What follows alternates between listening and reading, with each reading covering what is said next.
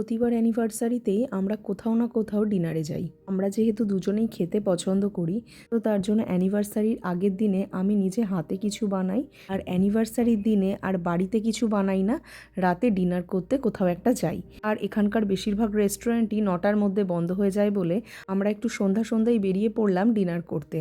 এখানে আমাদের দুজনের অনেকগুলো ফেভারিট রেস্টুরেন্ট আছে। তো কানাডা থেকে আসার পর সব রেস্টুরেন্টে তো খাওয়া হয়নি। তো আমাদের একটা খুব পছন্দের সি ফুড রেস্টুরেন্ট হলো রেড লবস্টার।